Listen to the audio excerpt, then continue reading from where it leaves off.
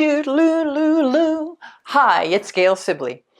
I have been asked why I use toned paper rather than white paper. There's two main reasons for that.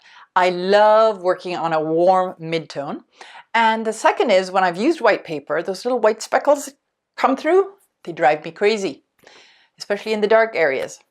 Having said that, I have started using white paper en plein air. I do up my sketch, put my three values in, and then I rub them to create a pastel underpainting. And then I work my layers on top of that.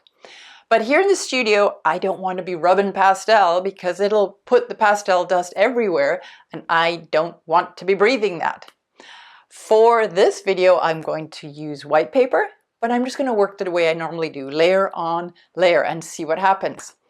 I am going to be using a little setup that I have used in a previous video of a bowl and a fork.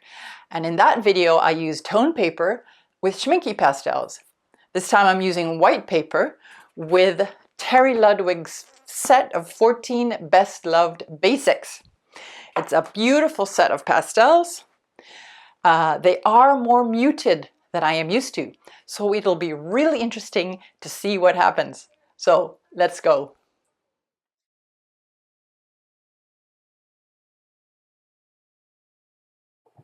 So here's the white paper. It's Wallace white paper with a vine charcoal sketch on it. And as I said, I'm putting in my three values, but you'll see that the colors I'm using do not reflect the actual values, which is a bit confusing. So the dark green I'm putting in there, that's actually middle value, but I only have two greens in the box to choose from, and that's the lighter one. And so I just wanted to have an indication of green, and as you can see, I've put the ochre and the blue over it just to kind of help make a sort of greenish statement. I've redrawn my drawing a little bit with the vine charcoal just to correct it and make it more obvious, and then I've gone in with the pinks and the sort of bricky color. The bowl is a bright orange, and the paper behind is a fairly bright green. So I'm working with the limitations of the pastels, but knowing the values is so helpful, like knowing I'm going to work with a dark, a medium, and a light value. And then I use the colors that I have to create my painting. And we're artists, so we have artistic license. We can do what we want. We can create something that is representative of something that we see, but it doesn't have to be an exact copy. And also, most people aren't going to see the setup unless you read my blog and you see the photo, but most people aren't going to see the setup. They're just going to see the painting. And as long as the painting works, then that's really all that matters. So, and understanding the values. So I've got three values: the dark, which is the dark side of the bowl, the cast shadow of the bowl, and the dark, the metal part of the fork.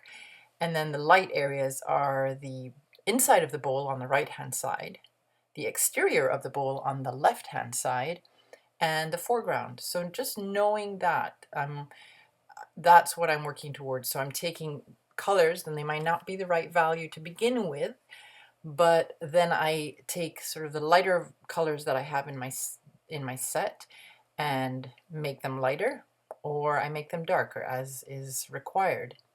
So again, it's really important to understand those values. As always, I work negatively and positively, so I create the bowl, both the exterior and the interior, by working background and foreground at the same time. Right at the end there, I've just used that pink color and put it all over. Like I put it in the foreground on the right-hand side and in the background on the left-hand side, the upper left, because I really like the idea of the colors being used throughout the painting as it brings a unity and harmony to the whole. And there are the 12 pastels that I use. This is more than I usually use, but trying to create those values, I've had to use more colors than I normally would. And there is the final, there's the final version. And the white spots aren't coming through too much in the dark areas. So I'm thinking I can work with this white paper after all. So now you know what a pastel looks like on white paper.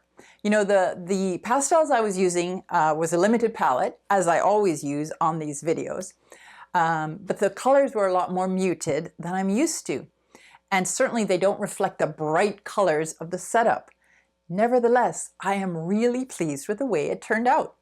If you want to know a little bit more about this painting, see the thumbnail, see the photo of the setup, then come on over to howtopastel.com, where I've written a whole blog about it. I would love you to leave a comment there. Do you use white paper? And if so, what is it that you like about using it? If you like this video, I hope you'll subscribe to my channel and share it with all your pasteling friends. That would be really wonderful. And if you want more awesome information to help you on your pastel journey, then while you're over at howtopastel.com, sign up for my emails and you'll get my blog as soon as it comes out. It's all about pastels. Thank you so much for being here.